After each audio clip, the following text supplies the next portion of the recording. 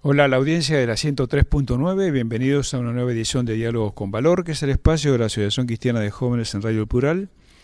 Intentemos hacer un alto en nuestra vorágine y nos inclinamos por buscar algún refugio en la reflexión que trascienda lo coyuntural.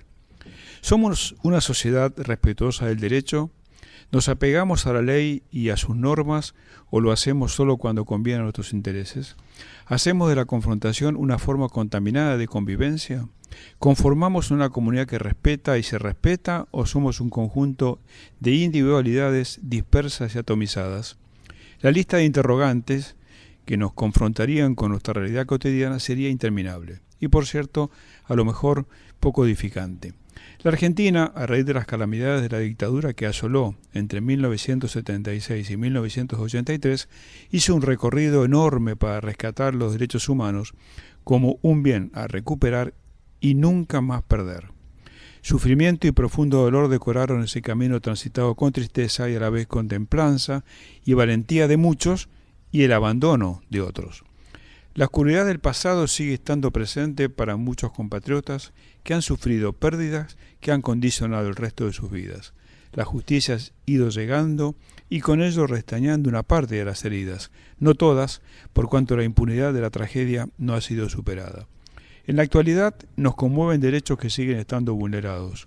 El derecho a la salud, el empleo, la vivienda, la educación de calidad, muestra en carne viva las enormes desigualdades a las que nos enfrentamos. La discriminación sigue estando presente y la violencia de género nos llena de estupor y también de vergüenza. Cabe preguntarnos con igual rigor intelectual si somos una sociedad fallida. La deuda social que acumula la democracia es de una magnitud tal que cuesta enormemente comprender y aceptar. La dirigencia política no puede eludir su responsabilidad ante este infortunio. Tampoco lo podría hacer el conjunto de la sociedad. Sin embargo, a quien más le es dado, también más le es exigido, parafraseando el Evangelio de San Lucas en el capítulo 12. No es lo mismo el ciudadano de a pie que aquellos que han sido elegidos para hacer de la política un apostolado orientado al bien común. La palabra apostolado, reconozco, puede resultar extraña por cuanto se vincula con valores que estamos dejando en el camino. Para dialogar sobre estos temas acuciantes y dramáticos y también desafiantes, hemos convocado a una muy querida amiga, una luchadora fervorosa por los derechos humanos, una larga trayectoria. Nos estamos refiriendo a la doctora Alicia Pierini, que hoy es la presidenta del Instituto Argentino de Derechos Humanos y que ya le decimos, hola Alicia, gracias por acompañar esta edición de Diálogos con Valor. Un gusto tenerte acá. Muchísimas gracias, en realidad es un placer para mí estar aquí y poder conversar con ustedes. Sí, además, para Alicia esta es su casa, la Asociación Cristiana de Jóvenes, tiene una larga trayectoria de vinculación con la institución. ¿Podés describirnos, Alicia, brevemente las funciones y responsabilidades del Instituto Argentino de Derechos Humanos, que ha sido lanzado en una actividad con bombos y platillos, diría yo?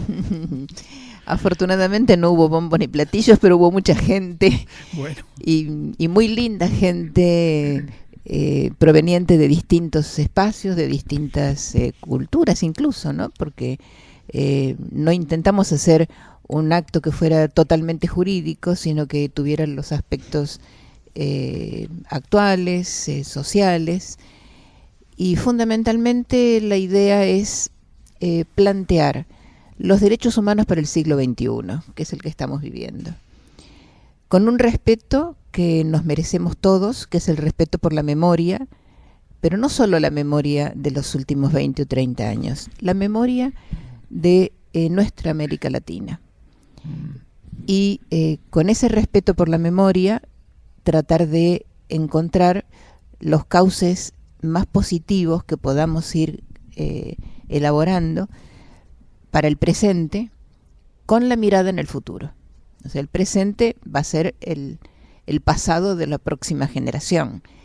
Así como tenemos un pasado nosotros y estamos tratando de que este presente por lo menos no caiga en los mismos errores y que no ocurran las mismas tragedias que han ocurrido en el siglo que nos tocó vivir, en la etapa que nos tocó vivir. Es interesante esto del presente, pero con la mirada puesta en el futuro, ¿no? La mirada puesta en el futuro, pero con la memoria no solamente la memoria de nuestra generación, la memoria también de las generaciones anteriores, porque lo que estamos pensando nosotros es que el tiempo es un continuo, claro. Y en ese continuo cada generación algo le traslada a la que sigue. Es cierto.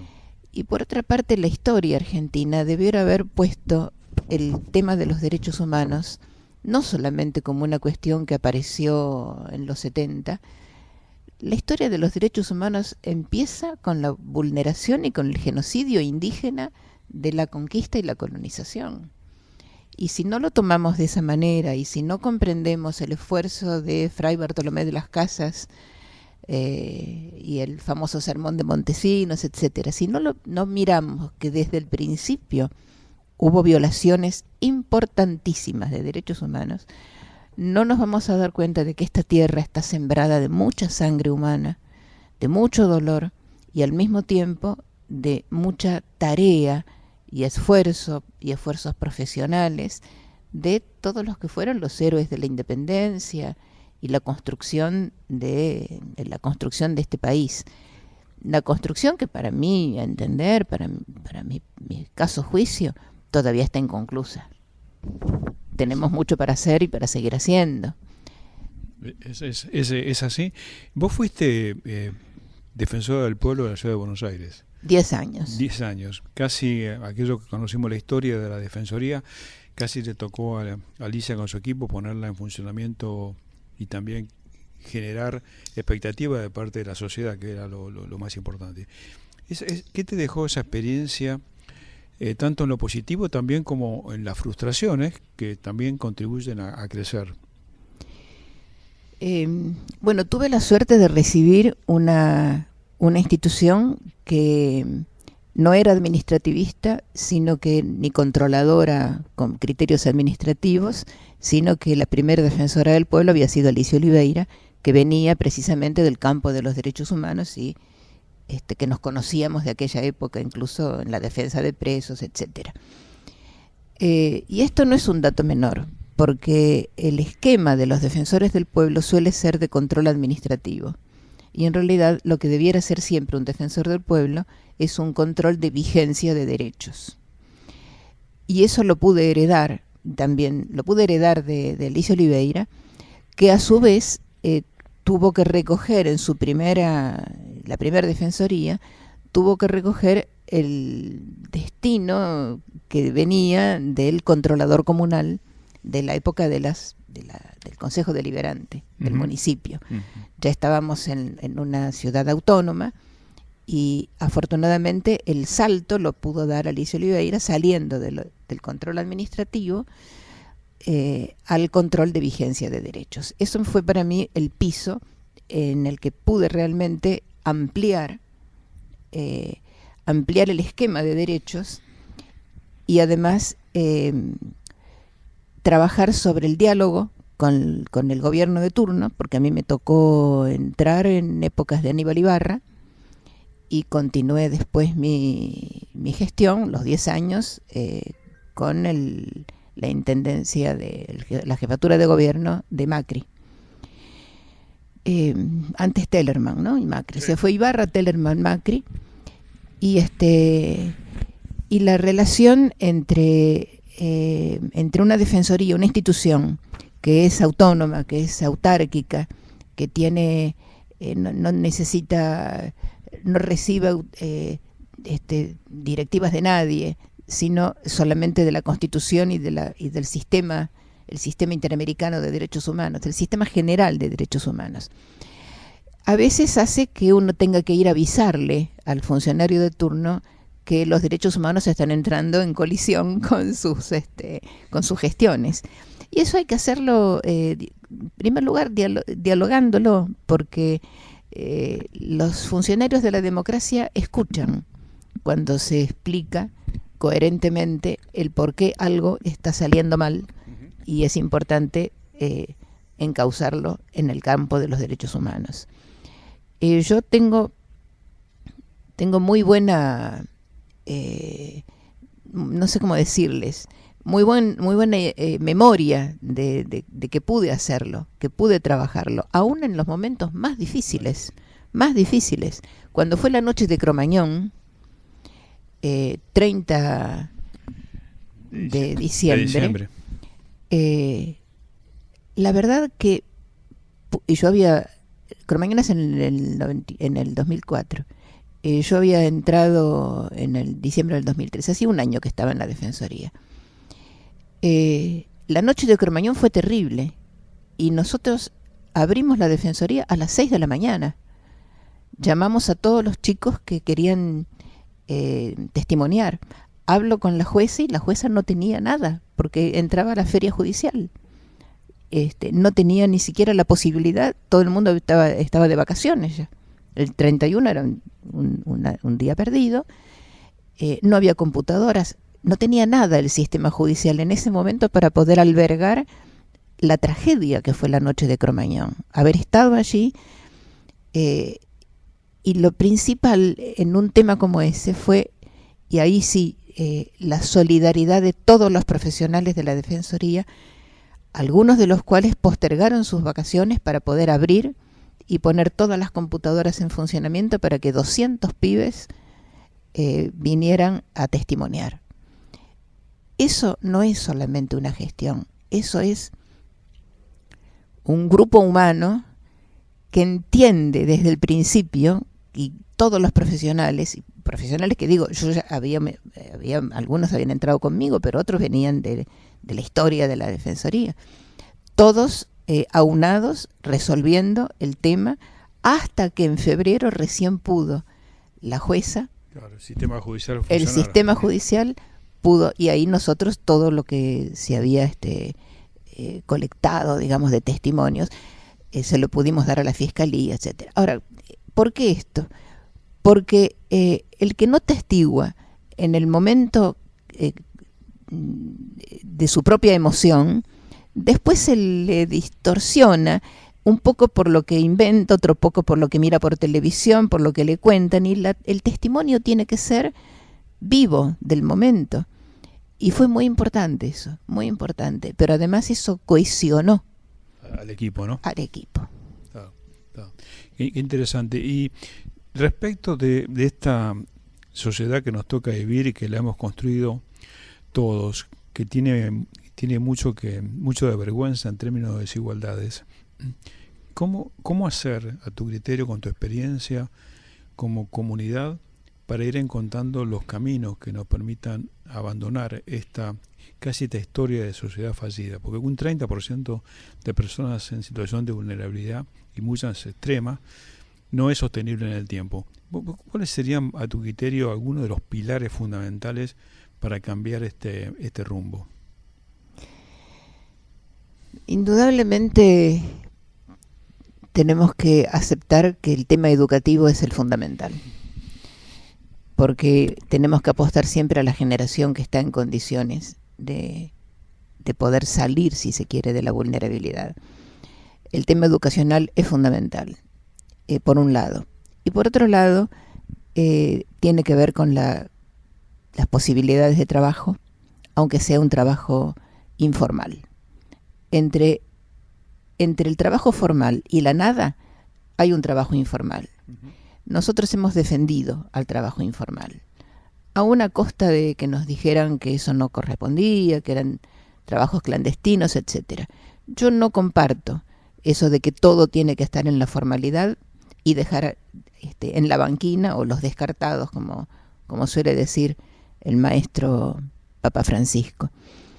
Esa discusión yo la he tenido con los miembros del gobierno de la ciudad en relación con los trapitos, en relación con los manteros, porque era, bueno, no, son ilegales, y si son ilegales hay una mafia. Bueno, hay mafias peores.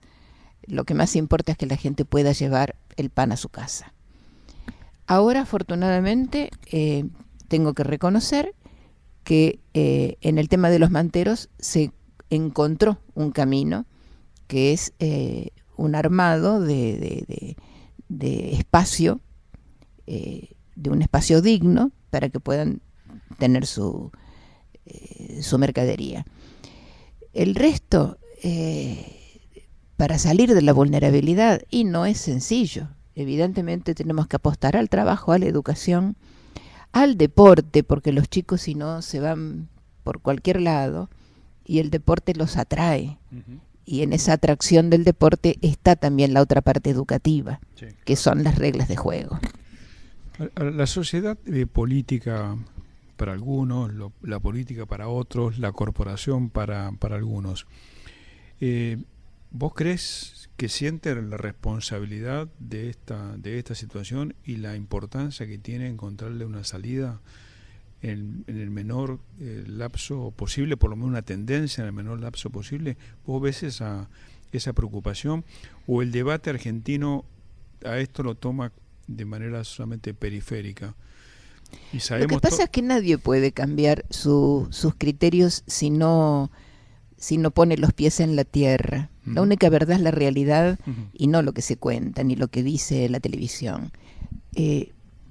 No hay nada más conmovedor que ir al Garrahan y ver, por ejemplo, te digo el Garrahan por decir, sí, el que tiene el pabellón más grave, más emotivo, que es la sala de los chicos sí, oncológicos. Tremendo. Bueno, el que no ha pisado hospitales no sabe de qué se trata. El que no ha pisado las villas no sabe de qué se trata. Las cárceles. Y el que no ha pisado las cárceles no sabe de qué se trata. Entonces, de lo que me parece a mí que tenemos que hacer no es hablar, contarles. No, tienen que ir y mirar y ver. Y ver, como hacíamos nosotros cuando estudiábamos servicio social, que yo estudié servicio social en alguna época. Nada me cambió tanto la cabeza como haber conocido el cotolengo, haber conocido los lactarios, haber conocido el moyano, el borda. Eso es lo que hace que uno cambie. O sea, vos aspirás a políticos que no sean relatores, sino que vayan y que miren, que miren. Yo creo que hay una parte del Evangelio que dice claramente, sí, obvio, eso. Obvio. ¿Y la justicia qué responsabilidad tiene en todo esto? Muchísima. Vos y está en crisis. ¿No es cierto? Está en crisis la justicia. Está en crisis porque está ocupándose de muchas otras cosas que tienen que ver con las distorsiones de la administración pública. Tienen mucho que ver con el cuarto poder, que es el poder mediático, que influye, no solamente informa, a veces informa, otras veces desinforma y otras veces opinan. Insisto con lo que yo les enseño también a mis hijos, la verdad es la realidad. Vayan y miren. Sí, yo comparto. Volviendo al tema mediático, haciendo un paréntesis, un periodista muy importante me dijo, se acabaron los periodistas de crónicas. Hoy todo periodista parece ser un editorialista o un opinador. Algunos son muy interesantes. Algunos son realmente muy interesantes y también muestran ciertos rincones y ciertos segmentos de la realidad que uno no está en condiciones tampoco de conocer. Es verdad. Pero yo que intento que trabajemos siempre sobre las nuevas generaciones, sobre los actuales estudiantes, chicos, no se queden mirando solo la televisión. Hay que ir a la realidad. Y el que pasó por la realidad sale distinto. Sí. Y sabes que aconsejaría mucho a los padres que estimularan a sus hijos a que leyeran.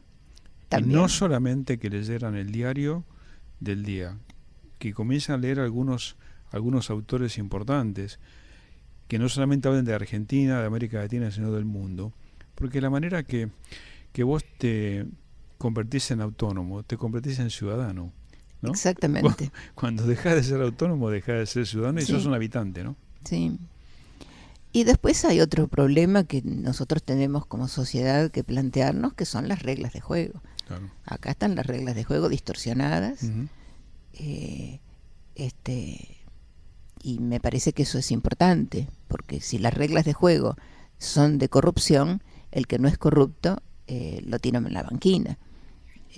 Hay que ser prudente en esto. Hay que ver claramente que no es un problema de que no se cumplen las normas, es un problema de que han cambiado las reglas de juego. Las reglas de juego de la política, las reglas de juego del deporte también, del deporte no el amateur, el deporte profesional. Fíjate el fútbol. Y bueno, Entonces, ahí tenemos que plantearnos que las reglas de juego tienen que cambiar. Sí, es cierto. Recordamos a la audiencia que estamos dialogando con la doctora Alicia Pierini. Te llevo al terreno religioso, pero amplio. Vos conociste muy bien al padre Jorge Bergoglio, arzobispo de Buenos Aires, hoy es el querido Papa Francisco. ¿Cuál es tu opinión respecto de su ministerio? ¿Cómo lo sentís como practicante y al mismo tiempo como ciudadana? Ciudadana del mundo, diría, ¿no? Sí, no tanto del mundo, pero sí, a ver, Bergoglio es un maestro. Uh-huh. Lo era ya cuando estaba acá, obviamente. Y yo lo conocí en el 98, creo, cuando entramos en la pastoral social. Y realmente no es un problema de opinión, es como la luz, ¿no? Bergoglio es un tipo que ilumina el campo donde uno está trabajando. Uno puede pensar algunas cosas, pero después él bajaba los criterios, bajaba la línea, y realmente ha sido un maestro. Y también un maestro mirando, o si se quiere, conduciendo la gestión en materia de la pastoral. En un momento llegó a ser una pastoral política donde todo el arco político que teníamos en la ciudad nos juntábamos en la misma mesa. No tengo dudas. Eso se extraña. Uh-huh, se extraña porque no hay quien convoque al conjunto. Y en esas convocatorias no es solamente que uno puede trabajar sobre las distintas gestiones, se crea una amistad política que todavía subsiste. Es cierto. Las últimas... Nosotros, por ejemplo, como generación, participamos. Somos amigos yo soy del peronismo, soy amiga de los radicales, soy amigo de los socialistas, soy amigo del Frente Grande.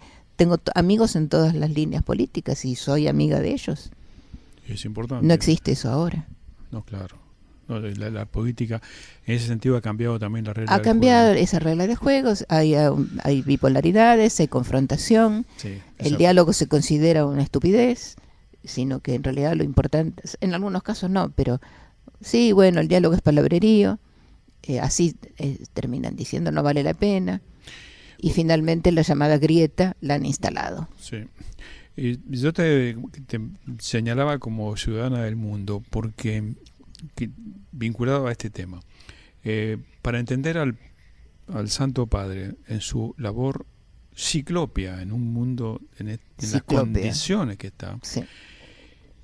Verlo solamente con una óptica y ciertos indicadores argentinos es no terminar de entender esa labor ciclopia, y que el Papa ya no está simplemente para ver qué pasa. Y esa labor ciclopia empezó con la Conferencia Episcopal de América Latina. Absolutamente. Aparecida fue quizás es su plan de acción. Exactamente, y ahora es universal. Es universal. Sí, obviamente, va más allá. Lo que pasa es que uno lo conoció acá en lo doméstico. Sí. Lo vemos hoy como líder mundial realmente. A ver, vos y yo y muchos otros lo vemos como líder mundial, pero también tenemos que reconocer que muchos argentinos domésticos gastan enormes energías, tiempo y palabrerío creyendo que el Papa tiene de la mañana a la noche la Argentina como su tarea. Y ya es más allá de la Argentina. Es una locura, sí. es una locura. Sí, en parte la frivolidad de ir a sacarse la foto con el Papa. Por favor. Frivolidad absoluta. ¿Qué pasa con la mirada femenina? ¿A quién se lo voy a preguntar? Una mujer. Con la mirada femenina en términos de la política. ¿Esa mirada está instalada suficientemente? Y cuando digo esta mirada femenina es porque creo que, me parece, que ha faltado y falta, no solamente en Argentina, sino en el mundo, a pesar que se están haciendo algunos cambios importantes hacia el futuro. Pero, ¿cómo la ves en la Argentina, esa mirada femenina desde la mujer? La veo en dos niveles. Por un lado, la mirada femenina en todos los temas. En todos los temas. A pesar de que hay muchos espacios donde prácticamente no hay mujeres. El mundo sindical, por ejemplo, tiene muy pocas, casi diría, sobran los dedos de una mano para ver cuáles son las dirigentes femeninas. En la política hay más mujeres, pero bueno, lo que sí es cierto es que hay una expansión, hay dos generaciones que han crecido fuertemente con criterios de que las mujeres estamos en condiciones de funcionar normalmente como cualquier ser humano. Y por otra parte, la otra segunda línea, que yo ahí no comparto tanto, es una línea muy ultrafeminista, muy sectaria en algunas cosas, que convoca mucho a muchas mujeres, pero que no me parece que sea lo fundamental. Si bien es cierto que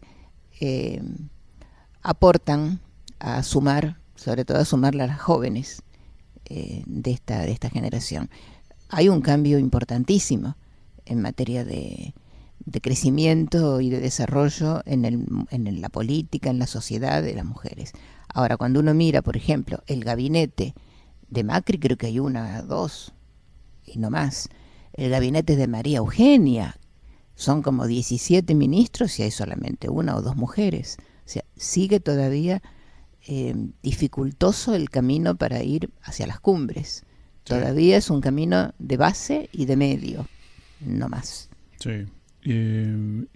Se habló mucho del cupo femenino. Cuando vos escuchaste la palabra cupo femenino, ¿no te hizo un poco de ruido? No, yo había hecho un proyecto no con cupo. Había hecho un proyecto de que se tomara en cuenta el padrón electoral, el porcentaje de mujeres y el porcentaje de varones, y se dieran las bancas, digamos, en función de los porcentajes humanos, sí, digamos demográficos. Uh-huh. No el mitad y mitad, sino según el porcentaje. Bueno, ese proyecto no prosperó. No funcionó. No funcionó y ahora estamos con el mitad y mitad. El mundo hacia adelante es un mundo de confrontación, de guerra en cuentagotas, como dice el Papa, o es un mundo que necesariamente tiene que encontrar el camino definitivamente de la paz, y ahí se vincula el tema de la justicia. Digamos que todos soñamos con que sea el camino de la paz.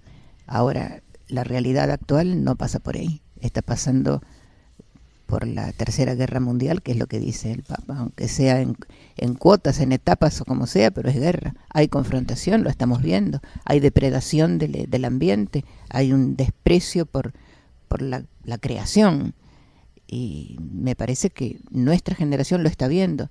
Rogamos obviamente y haremos todo lo posible para que nuestros hijos y nuestros nietos tengan un planeta como merece la humanidad y como merece el ser humano creado por Dios, ¿no? Totalmente. Pero lamentablemente creo que la etapa que tenemos es una etapa tremendamente bélica. Alicia, ha sido un gustazo enorme volver a tenerte acá, como digo siempre, en tu casa. Muchísimas gracias por tu reflexión y muchas gracias también por tu compromiso y valentía. Yo te agradezco muchísimo esta oportunidad de charlar contigo y acá con la gente. Ha sido la doctora Alicia Pirini, nuestra invitada de hoy. Como decimos siempre, Argentina anda y camina con esperanza activa. Hasta nuestro próximo encuentro por la 103.9.